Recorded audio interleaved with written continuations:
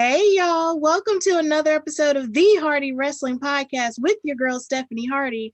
And I have a very special guest with me today. She is a mentor. I would say she's a great mentor of sorts to me as I find my way during this podcasting journey. And she is a host of various podcasts and shows and all of the above. Her name is TK Trinidad. How are you, ma'am? Hey, thank you for having me on your show. I'm really honored to have you on my show because I feel like I've been following you for like the past 5 years, and it's just Oh my gosh. wonderful how we've just connected now. And I'm just so happy to have you on here. Like, this is great. So, Oh, I'm going to start by asking you, when did you fall in love with wrestling? um, gosh, it's like a two-part story. So every Sunday, because I'm from Canada, so every Sunday WWE would have wrestling on. And so my brother, my dad, and I would watch wrestling every Sunday. So that was like my first introduction to wrestling. And then I just am very active. If you guys don't follow me, I do a lot of, I'm just busy. I've always been busy. I've always been like doing two or three things at one time. So I was in like Girl Scouts and ballet and piano. So I just really didn't have time. I didn't watch much TV when I was a kid. And so then I got back into wrestling when I was in college, when I was on the track team at Mount Sac. And we started watching wrestling on Thursday nights. And then I lost track of it again. And then I got back into wrestling again because of Xavier Woods. I was in Toronto. I was Mhm. doing TV there. And we actually talked about this like a couple of days ago because I spoke to him. I was doing TV there, and I didn't know. He told me this recently. He was with TNA, and they sent him to Canada without like any representation. Like they didn't have a talent person. I thought he was with a talent person. So he walks into the studio, and I'm just gonna put it. It's like I was black, he was black, so we said what's up, and we were probably like we were like the only young people there, and so we just became friends. And I went to go and see him. He gave tickets to the event that he was wrestling. Went to go, actually was supposed to go and see him, missed out because he gave me the wrong address. We stayed in contact. And then one day, I wasn't watching wrestling, and I Mhm. had no idea he got signed to WWE. And then one day I had moved to LA. He happened to be in LA for the EC3. He hit me up. He's like, "Oh yeah, you're in LA, right?" I was like, "Yeah." So we go out, hang out, and he's like, "Yeah, I'm signed to WWE now." I'm like, "Oh, okay, cool." And so then he gives me like free tickets to the event, and I like absolutely fell in love again. And that was around the same time that I was with AfterBuzz TV, and at around the same time that Christy St. Cloud, she moved to WWE, and Sean X Pac was looking for a co-host. So I was probably into watching wrestling again, maybe about 6 months or so, when X Pac needed a co-host, and I they were like, "Hey, we know somebody," and that's how I got fully immersed into it again. Yeah, I was actually researching you and I saw your website, and you and it did mention there was a little quote that he said about you, and he said he was talking about how great you were as a co-host. And I thought that was interesting because how I got exposed to AfterBuzz is that I used to watch Scandal, and Mm-hmm. they had an after show, and I really loved their show. It was Emil Ennis Jr. and Cornelia Stradwick and two other people, I believe Sophia Stanley and Mm-hmm. Pam Erickson. And that's how I got exposed to the whole AfterBuzz thing. And then when I saw that they had him for wrestling, I was like, oh snap, this is cool. And that's how Yeah, I found you. So it's just like, man, that's a yeah. cool story. It's definitely yeah. It's a roundabout way, but it was just so funny because me and I never know what wrestlers are just so with their 5 billion names. I never know what to call him, but I just call him Xavier. But like we were just talking the other day, and it's just like so crazy on how long ago it was, and I had no idea that they just sent him there by himself. Like it was just so random, and now he's like, a dad, and he's like doing all these amazing things. So yeah, it's really Right. cool. Yeah, so you mentioned a little bit about your background coming from Canada and watching wrestling with your father and your brother. Hmm. What was it like being raised in a country like Canada, which is sort of like one of the, I would say, one of the mecca countries for wrestling. So what was that like growing up?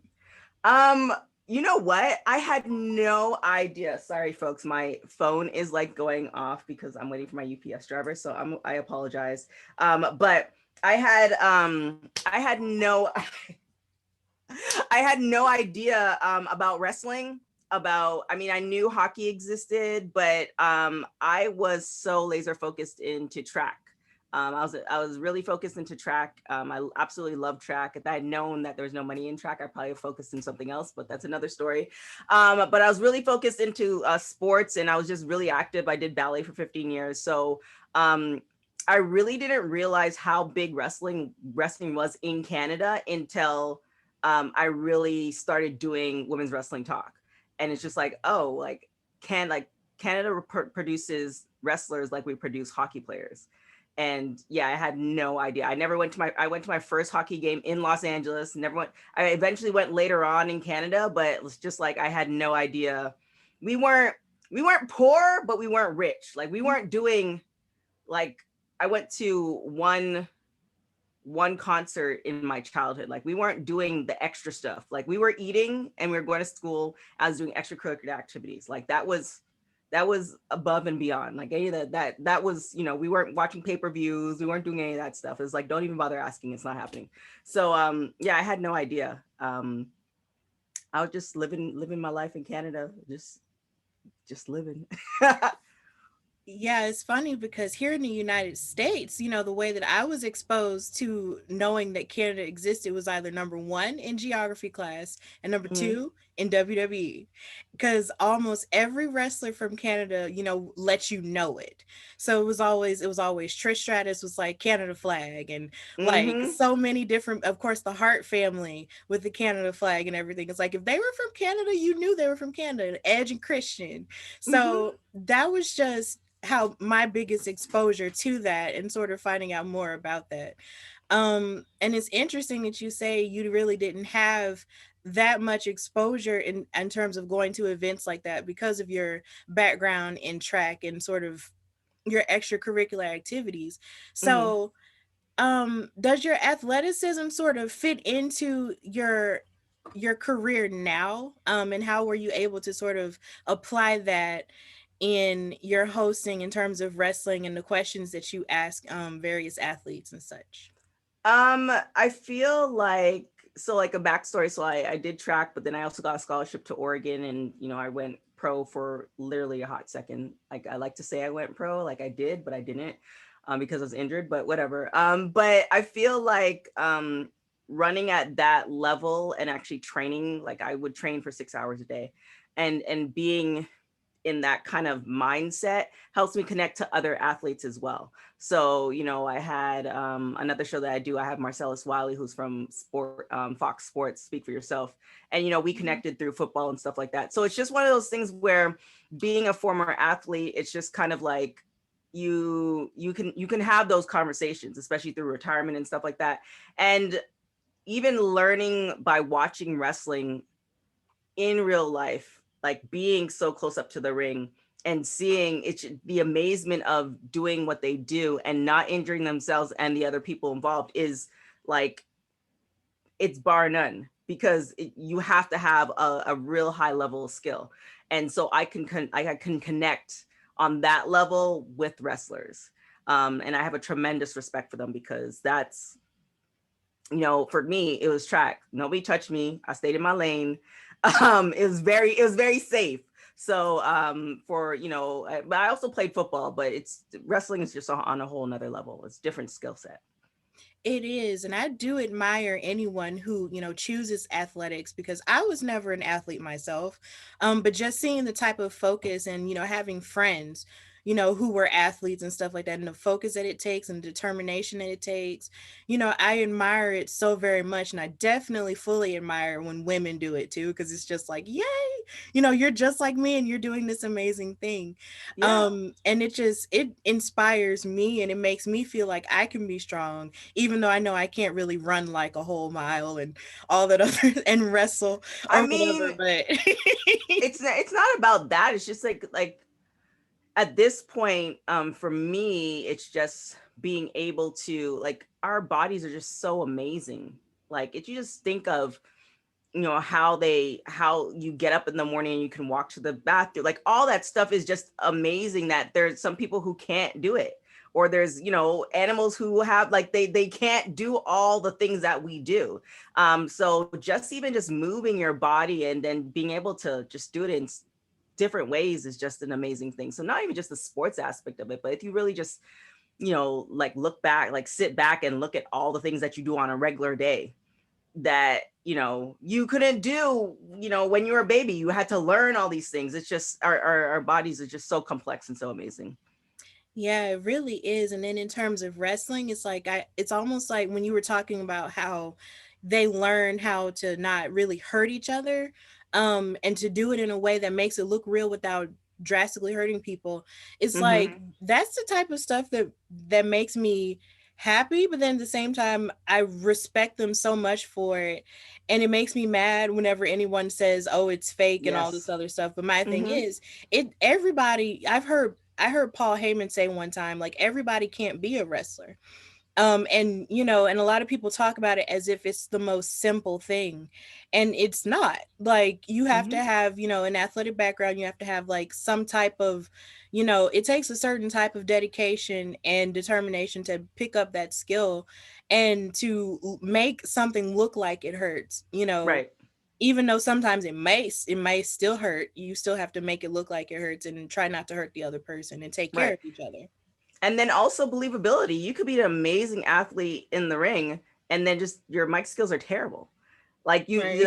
not only do you have to be a wrestler, you have to connect with everybody for them to either believe the story or, you know, get on your side or hate you. It's one of the two things. Like if you're just lukewarm, then it's just kind of like I mean, I love Roman Reigns just look wise, but you know, when he was lukewarm, nobody really cared for him. But now that you either hate him or love him, like he's the best thing since sliced bread. Like I love this gimmick that he's doing. So it's just like you can't. We've seen so many people. Like I started following gosh, I think she's like two boyfriends behind now. That wasn't really shady, but I think his name is Stacy, Simone Biles' ex-boyfriend, or maybe Right. ex-boyfriend. Mm-hmm. He was part of the WWE, and now he's not. And he's an amazing athlete. Like I follow him on Instagram, and I'm seeing him do these crazy flips in his living room. Like he's an Yes. amazing athlete. And you know, I don't know exactly why he got let go or if he decided to leave, but it's just one of those things that not everybody can do it, no matter how great an athlete you are. You need those both components to really succeed. Right. I was rooting so hard for him too, because he was like he had the look, he had everything, and then it just Mm-hmm. didn't work out. And I was like, well, dang. Yeah, and Um, you have people who are there for, you know, Aaliyah. She's been with NXT for what, 7 years? It's not longer. yeah. What's happening there? Who knows? Hmm. Well, hopefully they'll be able to figure it out and she'll be able to rise more as an athlete. But back to you. Since I mentioned that I found you on AfterBuzz Television in Mm-hmm. 2016 on the RAW Aftershow, can you name any of your favorite moments or any favorite interviews that you may have had on that show? Oh wow. We didn't do too many interviews, but I mean, I love that Raw after show. It was fun. I mean, of course, my adopted annoying brother Evan T Mac, who's now with WWE, the Bump. Yes. Um, that's how our relationship started, and you know, actually, it started before that. We actually did red carpet together, but you know, he's great. I love to see what he's doing. I just talked to him a couple weeks ago. But he ended up being my co-host for Women's Wrestling Weekly at the time. Johnny Costo's doing amazing things. Flobo. I mean, they're all Jack, Jim. I feel like I have to name them all now, but they're all. I mean, whenever I'm doing like panel stuff or anything like that, I always kind of give them a call to see if they want to hop on. So they're all. Yeah, it was fun times. It was definitely fun the days I could do it, because some days it was just like it's not happening. Mhm. So the bonds that were built, especially through the wrestling community within AfterBuzz, they're still there, and then I'm really happy to kind of say that. Yeah, that show just looked like it was really fun. And something that is really fascinating to see is to see all of the people who are on that panel doing all kinds of amazing things in wrestling and in broadcasting and everything. It's just the Mm-hmm. thing ever. Just to see Evan Mac on the Bump now, it's just like, man, I remember I used to watch you on YouTube. Look at Mm-hmm.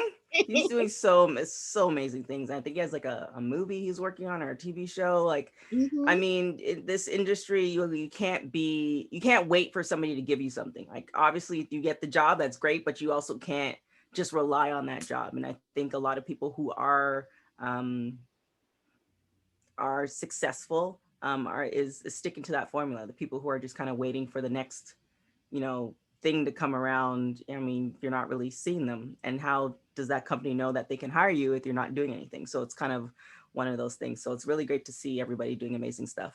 Yeah, that's how I found Jay Washington too. So that was like when we did that watch along and you said he was Uh-huh. joining us, I was marking out in my head. I was like, "Oh Oh my God, I'm gonna tell him. It's so funny because every time I do something that has to do like either comic related or wrestling related, I always get like some type of message like, oh my gosh, Jay Washington. And I tell him, I'm like, yo, you're just Jay to me, like, okay. So he like we both get a kick out of that. But yeah, it's so hilarious. And we're actually doing another show on his network that's debuting on every Sundays at 2 o'clock. So yeah, I mean, and I actually met him through AfterBuzz too, through Johnny. So it all kind of circles back. yeah, it's wonderful." So I want to switch gears and ask you if anyone has ever sort of tried to gatekeep you or make it seem like you shouldn't know as much as you do because you're a woman of color, or because they feel like, oh, well, since you're a woman, you shouldn't know this much when it comes to sports or stuff like that, or they're surprised if you do. Mm, not really. I think because um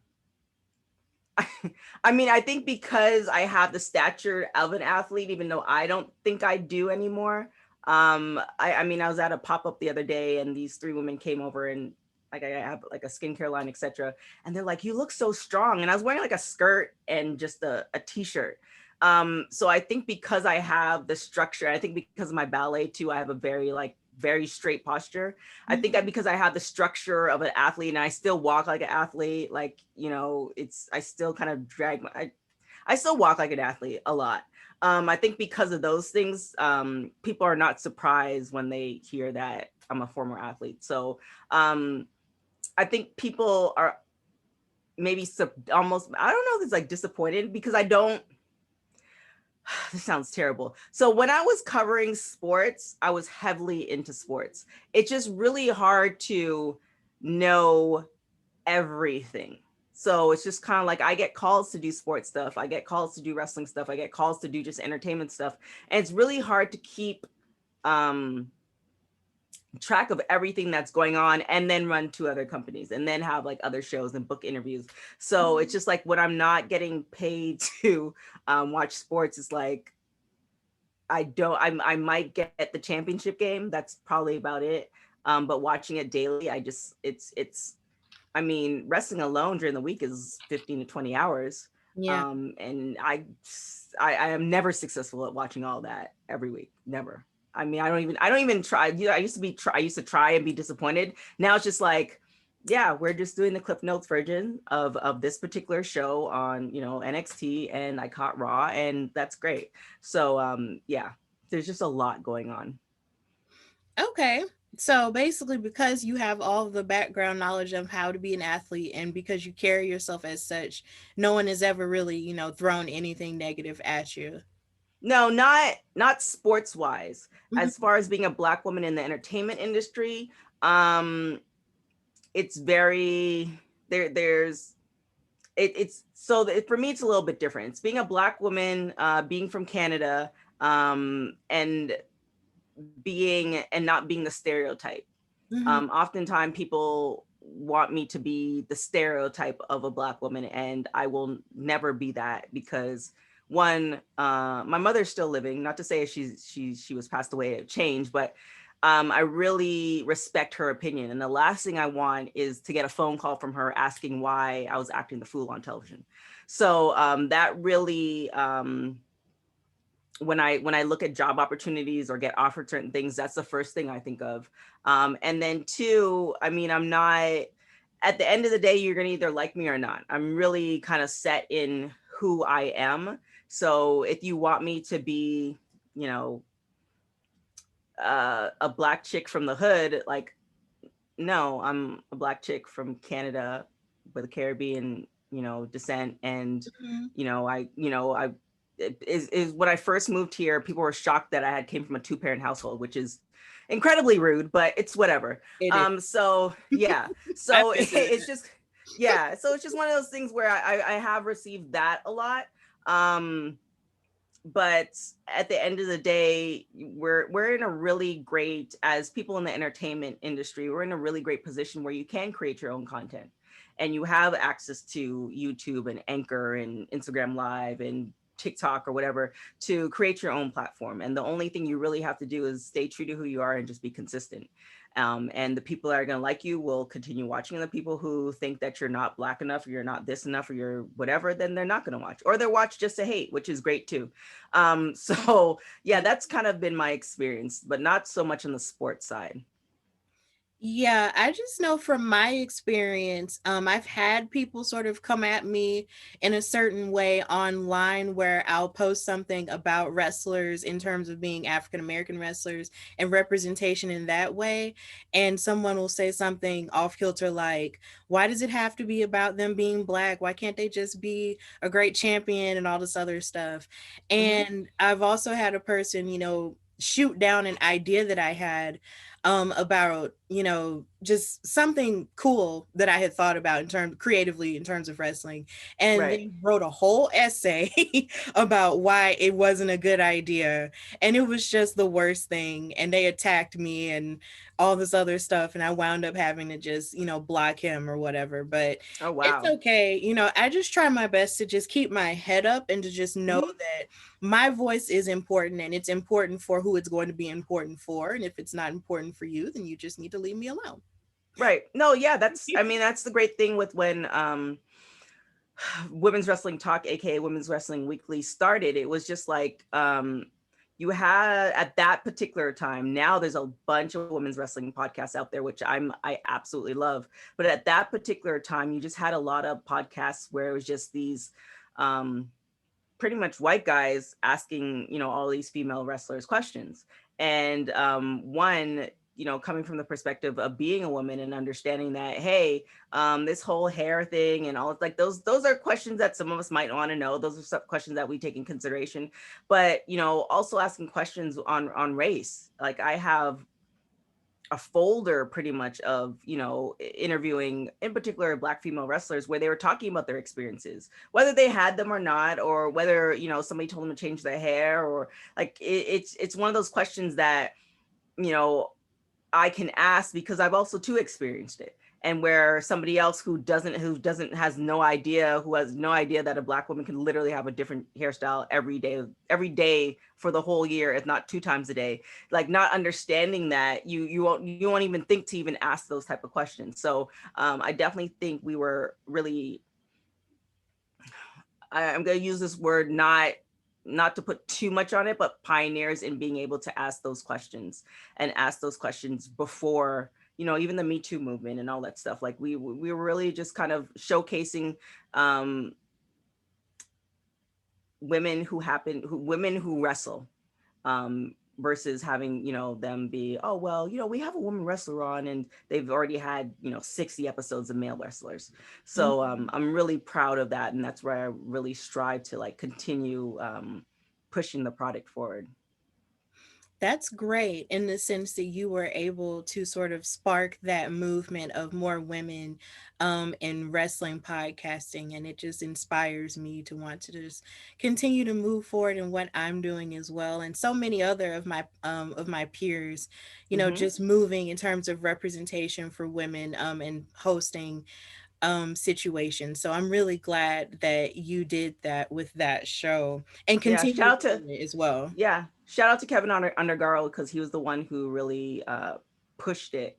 It was an idea that it was a little idea, and he really watered it, and helped it flourish. So shout out to him from AfterBuzz. Okay, so I want to you mentioned how you have like two other businesses. Hmm. So outside of, interviewing, various celebrities and different athletes and stuff like that, what other interests do you have outside of that? Um, Interest. Okay, so I have two other businesses. One is Centerin.co, which is a skincare line, so body butters, body scrubs, body washes, massage candles, stuff like that. So me and my business partner started that. We both came up from TMZ, and we became business partners, started that, and that's going really, really well. And then from that birthed another company called Clipper Ranks, which is a beard oil company, and that's my business partner's brother. So the three of us are in that company together. And him, Everett Blair, he's actually the official barber to James Harden and Kanye West. So I pretty much CEO both of those companies, and then it's just that's the whole thing. And yeah, then I don't know how many shows, maybe 4 or 5 different shows, including the wrestling shows. I try not to count. But yeah, that's pretty much the majority of my day. If it's not doing the business, it's doing the shows, whether it's interviewing or booking guests or taking a lot of phone calls, which has been happening a lot in the last month and a half. I don't know why. But yeah, it's something around that every day. And then I'm really getting into charity work as well. So that's another thing that I'm really passionate about. Okay, so you're passionate about serving others while also just being an all-around businesswoman. That's cool. Yeah. I mean, at the end of the day, and I don't want to get morbid, but we're not going to live forever. And I think the last thing for me personally, some people might be, okay with leaving the earth and not necessarily leaving their mark. But for me personally, I really want to not only leave a legacy for my family, but also whether they know my name or not, also just do something for others that doesn't relate to any financial gain for myself, because everybody needs that step up, whether it be, we have a charity that's going to do backpacks for kids, like whether it's like that kid gets a backpack, they might never know where it came from, my company, whatever. I don't really care about that stuff. It's more about, that backpack may have really inspired him, because I love getting new stuff when I was a kid, especially the first day of school. So that new backpack with the stuff inside might really inspire them to keep at it with education, and that might push them forward to study math and sciences and stuff like that. And that might push them forward to doing something that is going to affect us worldwide in a positive manner. And that could be just from getting that backpack. So, I really am about humanity, and just doing something that if I were to leave tomorrow or next year or 10 years from now, that I at least did something beyond my circle. So that's really important to me. Definitely. That's very, very inspirational. Even though you thought it started off kind of morbid, it was still, it's very truthful. And that's It something I is. respect about you. You're very honest. So you're very honest in the sense that, it comes from a deep place. And that's just, Yeah. and I definitely admire that. So, how has the pandemic sort of affected how you do your interviewing and also your business ventures as well? Because I know it's affected a lot of people, and well, it affected everyone. We were all in Right. part of this global crisis, and it sort of Mm-hmm. made us have to really have like a come to Jesus moment with how we're doing everything or not doing everything. So Right. how has it affected you, and how were you able to pivot around that? The first part of it, I was going through a lot of stuff personally. So it was, I had deaths in the family that wasn't because of COVID, but some stuff going personally around that time that, then you layer it with COVID and the world being shut down. It wasn't a really good position for me to be in, but also I don't know, there was just this moment where it was like after my birthday in August that I just decided that I wasn't going to. I mean, I had the resources and I had the connection, so I wasn't going to allow the pandemic to stop me, or I wasn't going to stay. I was going to stay at home, but we had technology. Wasn't like in the 1920s where you're home and that's about it. So with the pandemic, also right when it hit, the business started to do really, really well too. And the business is like my baby. So when the pandemic hit, essentially we started off with making $1,500 in 2019. and we ended up making like $3,000 in 1 month in 2020 in the month of March, Wow. right when the pandemic hit, because everybody was home. So now I was like, oh, okay, so when this is no longer like, oh, we made some extra gas money, this is cute. This is now a business. So that is really grown to the point that we have, I think, 6 people on staff now. So that's been really helpful. So that started because of the pandemic. AfterBuzz had stopped. I don't know if they're coming back. I don't know what the word is for them, but AfterBuzz had stopped. Therefore, Women's Wrestling Talk was on a hiatus for about 4 or 5 months, and brought that back. Another show that I do, Black Queens Uncut, we just got picked up by a couple sponsors. So in the midst of that, I think if the pandemic didn't happen, because I think I ended up starting 2 or 3 other shows because of that. And I have another show called Peaks and Valleys, which I'm really, really proud of. It's a very motivational show where I interview different people from all walks of life, and they talk about times where, ish wasn't right. So I think because of the pandemic, if it didn't happen, then I probably wouldn't have did those shows, or the business would have just kind of been still kind of chilling. And now coming out of the pandemic, it's like, I'm getting back to being busy, but it's more busy doing my own things and essentially making my own money, which is great. So for me, it kind of turned out to be a blessing. It's like you stopped and then I was able to start again and kind of go from there. Yeah, it's like a lot of people were able to blossom in ways they just never thought that they would. And I Mm-hmm. know definitely that happened with me in terms of starting a podcast. Even though I started the podcast before the pandemic, like shortly before. Right. And it's just being able to do this has basically saved a lot of my mind in a sense, because you tend to focus a whole lot on what's going on social media and on the news and everything, but this sort of helps me to sort of focus on something that I know that I absolutely love, Right. and help me to find other talents that I didn't know I ever had before. Cuz Yeah, it'll definitely yeah, stretch you. it did, and I'm really glad that it did, and I'm happy it did that for you as well. And I hope that you have been able to sort of find healing, through everything that you were going through previously. Yeah, I mean, at the end of the day, it really, yes, I did, because everything happens for a reason. I'm a firm believer of that. And if the stuff life wise didn't happen and the pandemic didn't happen at the same time, then I probably wouldn't have done half the stuff that I did, that I have done. So it's just kind of like it's almost like I needed that full, like, oh, what the hell moment. Everything is falling around me, including the world and now everything else. And so it was definitely, to me, I feel like that was God's way of saying, okay, I've tried to tell you softly, but clearly you're not listening. So I'm going to essentially strip you of everything. And that's what happened. And he's like, and on top of that too, you can't go anywhere. So that would happen. That's what happened. And I definitely, for me, think of it as a blessing. I know a lot of people lost people, and I did too, but I think everything happens for a reason. And those who want to learn and listen and watch, they take that as a lesson. And those who don't, they continue learning until they figure it out. And sometimes they don't. Yeah, God will definitely shake your table and sometimes flip it all the way over for you to That part. understand what's going on. Mm-hmm. That Whew, part, that all was of that. funny. I mean, it was real, but it was funny at the same time, because Yeah, I mean, image of him just going, "Yeah, you're not listening." Ah!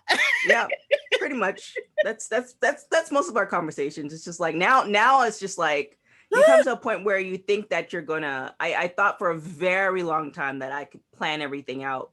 Everything's gonna go according to my plan, and now it's just kind of like, okay, it took me a long time to realize that it's not my plan. Like all I can really do is me. Um, and really stay in tune with that. So I that took me a long time, being a first generation from immigrants. Like we're very, I feel like there's a certain mindset that you have to do everything, it has to be perfect, and you realize that we as humans are nowhere close to that. And once you figure that out, then life becomes so much easier. So yeah, it took me a while to get there. Yeah, it's gonna take me a minute too, considering I'm just in my 20s and just trying to figure everything else out, but it's okay. You So know what? Honestly, you never figure it out. right. I didn't realize that you never figure it out until literally like 5 years ago. And I was just like, oh, so you mean to tell me there's gonna be never a moment where you get the house, you get the kids, you get the fence, you get the car, and you're living where you want to live and you have the job you want to have. You mean there's not gonna be a moment where, okay, I'm done? You mean the kids are gonna start acting up and your husband's gonna start acting up and the dog decides to die? Or like it's never gonna be, it's Oh my. never there's it's never gonna be like, once I realized that, I was like, oh, okay.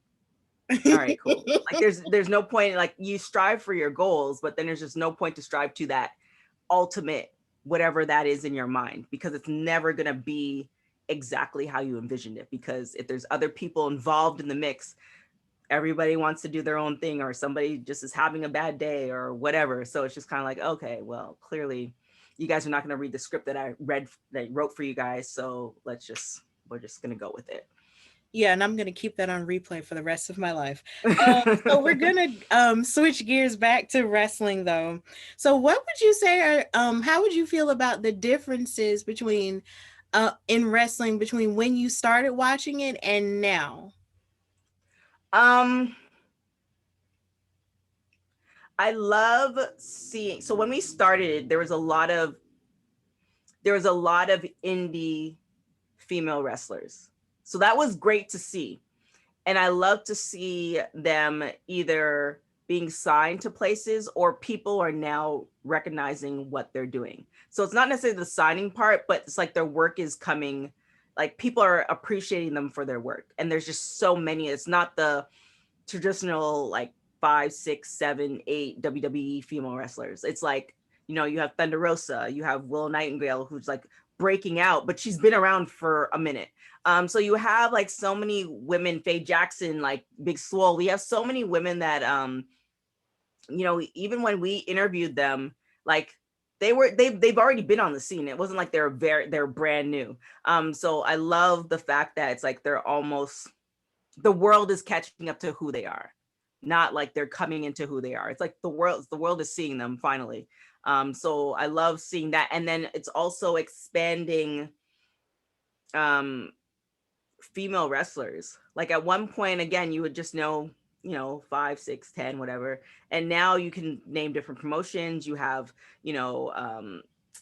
Maria Kanellis doing stuff for ROH. Like you have just so many wrestlers just kind of going all over. It's Thunder Rosa, Mission Pro Wrestling. Like what she's doing is amazing. So it's just seeing all that stuff and seeing that we're creating our own, I say we as if I'm wrestling, but they're creating their own kind of lane that doesn't it can also involve the male wrestlers, but it doesn't have to, and there's still going to be a great market for it. So that's the biggest difference that I saw. There's just so many different promotions. I mean, we had Shine and Stardom that been there for a long time, but just so many different promotions. And it just seems like, even with Shine, people are kind of treating it like, oh, okay, well, it's just like indie. But now it's like everybody's taking a lot of these promotions seriously, because now you have other female wrestlers that are going to all these promotions that you might have been following here, and now she's doing something over there.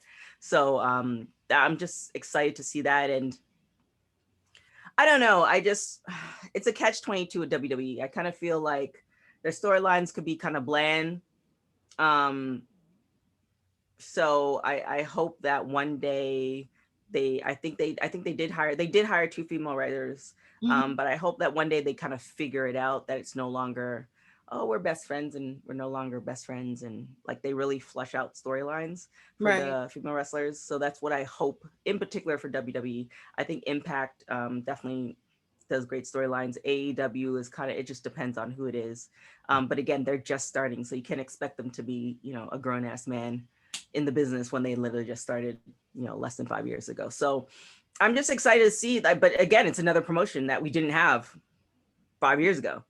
So the opportunities and just so many female wrestlers coming up, I'm just kind of excited to see what's going to happen with all that. So that's the biggest difference. Okay. It's funny because I was gonna also ask you, like, how did you feel about the state of women's wrestling now? But you sort of answered that while Yeah, answering that question. So it's it's okay. coming up. Yeah, it's coming up. I feel like we have to, I was actually talking to Jay about this. It's kind of one of those things where we have to, it's a catch-22. It's like you can demand a promotion to have more places for women, all this other stuff, or you can create a Mission Pro Wrestling and just do it yourself. And I mean, I kind of am leaning more to that. It's just kind of like, why not just create, instead of begging to be at somebody else's table, why don't you just create the table? So I'm more leaning to that. I love what Thunder Rosa is doing. But again, it's, you know, you see the bigger, you know, WWEs and etc. And you're seeing that and you're just kind of like, really, Ro, this is okay. But you know, I don't think WWE is catering to people who watch them every week. So, you know, if they're not for us, then, you know, it doesn't really matter what we think. You're now just complaining to, you know, a brick wall. Yeah. So they're gonna do whatever they want to do when they want to do it. You know, you tweeting and hashtagging all this stuff may get a little blip, but they already have a game plan and whatever, you know, especially for Raw and the pay-per-views, whatever Vince decides, I mean, is gonna go. It's not like I'm gonna say, I want this. And Vince's like, you know what, TK, you've been talking about this for 6 months. You're absolutely right. I now see your vision. That's not going to happen. I mean, I wish it does. It happens in my mind, but that's not going to happen. And in the moments where it does happen, though, like the moments where it kind of does happen, where they kind of listen to us, they throw us a little bit of a bone. Mm-hmm. Sometimes it really can be, you know, beautiful in the sense and sort of fulfilling in the sense, because I think about Kofi Mania and then I think about Bianca and Sasha and how we sort of pushed for them on social media to be the main event, and then boom, they were. So yeah, but see, that's the thing though. It's the caveat was Kofi wouldn't have happened. Like, it wasn't their thought. It was just out of something that happened. Yeah. And I think with Bianca and Sasha, unfortunately, and I don't want this to be taken away or misconstrued like they didn't deserve it, but it's in the era that we're in. Like, no offense to people who are not Black and women watching this, but Black women are popping right now. So that's, you saw Bianca on Self Magazine. You saw Bianca on pretty much, she did an interview with Ellen, I believe. Like, so you saw Bianca doing the circuit before the pay-per-view. Mm-hmm. But, you know, would that have happened 3 years ago? And we didn't have Women's Evolution, you know, this past year. Well, obviously it was the pandemic, but the year before that, we didn't have Women's Evolution. According to Marie Kanellis, that's not happening. So is that, you know, are these things that are happening, they're throwing us a bone because it's the in thing, or they legitimately feel that way? Mm-hmm. So, you know, again, I don't want to be one of those people who's like, it's just bashing WWE, because I watch the product, I appreciate the product, probably go to Vegas for SummerSlam. But, you know, when I look at how things happen, it's just kind of like, you know, I don't even know if this is a good analogy, but it's like finding out your significant other is cheating on you, and then they decide to like treat you amazingly because they got caught. But why couldn't you just treat me amazing from the jump?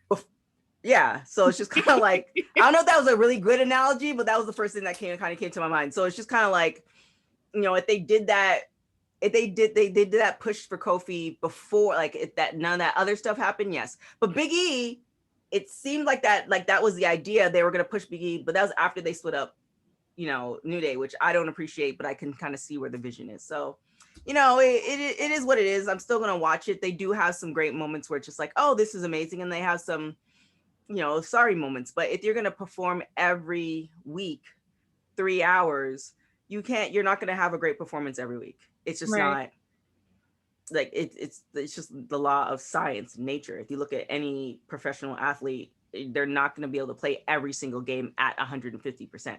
It doesn't happen. You're not going to be the best mother or father at 150% every single day, especially with kids who are active. It's just not going to happen. So, you know, you just take the good with the bad. You watch it and you're like, oh, this is terrible this week. And I'm going to watch something else. Or you watch it and you're like, okay, I can complain, and now I'm going to move on. So, yeah. Yeah. So, who would you say is in your top 5 in terms of wrestling, you know, male, female, or non-binary? That's really hard. Um,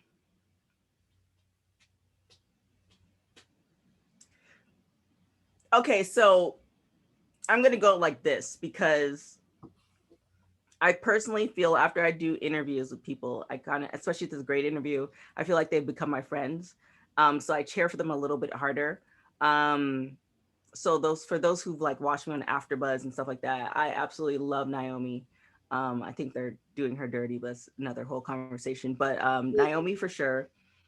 Oh God, that whole family just takes up my five. I love the Usos. I absolutely love. You know why? Because I interviewed Naomi, and oh my God, this is so terrible.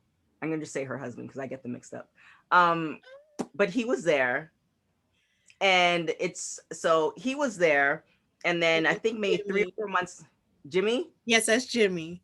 Okay, maybe 3 or 4 months later, I went to SmackDown in Ontario, Mhm. and I had gotten seats. Like I was literally on like the front row, but Ontario's like super small. It's not like Staples Center. So, getting tickets to front row is just like whatever. So the front row, and Jimmy and Jay were there. And the next day I ended up going to, I think it was a house show. The next day I ended up going to, I don't know, Raw. I can't remember which show it was. The next day I ended up going to Staples Center to watch the live show. And Mhm. then I was backstage. Naomi invited me backstage, so she's forever gonna be like my favorite person.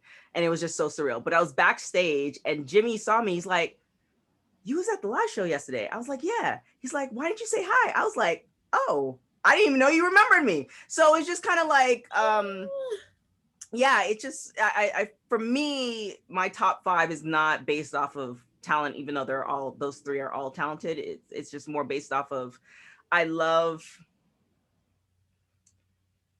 I think it's humbleness. Like I love people who are in positions of power or positions of success when they act nice and they don't need to. Mhm. That really, really impresses me. That really, really just kind of touches me. That really, really makes me want to go hard and defend you in any platform. So that's more of like a personal thing. So I would say those three for sure. Um, I would say Xavier, but I feel like he just doesn't even care. He's just such a weird one. Um, um, damn. Oh gosh. Okay. I hate when people do this to me because I'm like, can in one sentence or can you give me five and then they give you 10? So I'm gonna say Naomi, the Usos, um, X-Pac, and Steve Austin. Stone Okay. Cold. That's pretty solid. That's Yeah, really, really solid. And I can yeah, respect that. yeah. I was like, man, there's so many people, but it's just like, all right. I just go with the people that I know. Steve Austin was another one. He came in for an interview when I was at X-Pac show, and he was just so like, that was surreal. Cause it's just kind of like, and like he'd be like telling me jokes and like nudge me like, oh, isn't that funny? And I'm just like, I am sitting next to Steve Austin right now. This is highly okay. This is all right. We're doing this. So and then we had a beer with him. So it's just so what you see on TV is exactly who he is. Like Oh, that's that's so another thing too that wonderful. that I really like. So I'd say I'm gonna go with those five.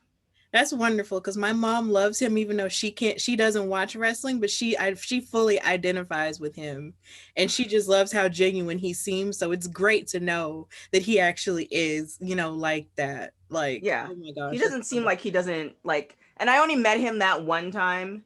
But I like you kind of know, especially when you're interviewing somebody before and after, like before, during, and after. Who's more of an introvert if they turn it on while they're on camera. But it's also the people that again they don't have to learn your name, or they don't have to, they could just, all right, I'm here to do this interview. Let me do this interview. So yeah, he was really, really cool. Okay, and one final question: what does Hmm. the future hold for you, Miss TK Trinidad? Oh God. Well, Women's Wrestling Talk is doing really, really well, and so we'll have some big news in a couple of weeks. Um, so that's doing well. I'm hoping to expand that into a network where, other, it's a kind of across the board where other female hosts and podcasters, can do shows. We can also do more amazing interviews, do panel stuff. So Women's Wrestling Talk becoming more of a network. So that's one thing. Um, my other show also might have some big news with the network. So yeah, I don't want to say what the future holds. I just see it being very bright and very successful on all levels, not just business but personal as well. Like my on top of working a lot, which I'm trying to balance as well, is just being a great person to family, friends, and just people in general. Like if I were, again, not to be morbid, but if I were to, something were happen, I just want people to say like, she might have spoke her mind, but she was like nice, or she was this, or she was passionate. Like those characteristics that I pride myself in, I want people to see that as well. And that's kind of that's my daily thing. um so it's for the future, just be happy and make money, I guess. Okay, well, thank you so much for coming on the Hardy Wrestling Podcast. I appreciate you and your input in my life and in my hosting life so very much. And I definitely admire you and everything you've done. So if you would just like to put yourself over and tell everyone where they can find you and follow you and, anything you have coming up, just put that over right now. Okay, well, folks, you can follow me on everything at TK Trinidad. On all social media platforms, you can go to tktrinidad.com to check out interviews or events or stuff. That's all changing too, but there's still a website there. You can go to womenswrestlingtalk.com, www.talkpod.com to get all the women's wrestling stuff. My show Peaks and Valleys comes out let me see if I can get the order of this right. Peaks and Valleys comes out every Monday. Every Tuesday, Women's Wrestling Talk comes out. Every Sunday, Talk Blur You to Me, which is on Jay Washington's network, comes out. Every Wednesday, Black Queens Uncut comes out. And then Thursdays, we do Women's Wrestling Talk News. I think that's it. And there's another show coming out, but I haven't decided what day that's coming out. So pretty much just go on my IG at TK Trinidad, or you can go to the business one, which is at Center and Co. We're also having a charity event, it's a roller skating charity event where we're giving backpacks for the kids. That's going to be happening July 30th. So even if you can't come, you're not in the Los Angeles area, you can donate money. All the proceeds, like 100% of the proceeds, goes to buying backpacks for kids for this school season. So that's pretty much it. Well, thank you so much for coming on the Hardy Wrestling Podcast, and it was such an Thanks for honor having me. talking to you. Thank you. Thank you. All right, you be good. Thanks.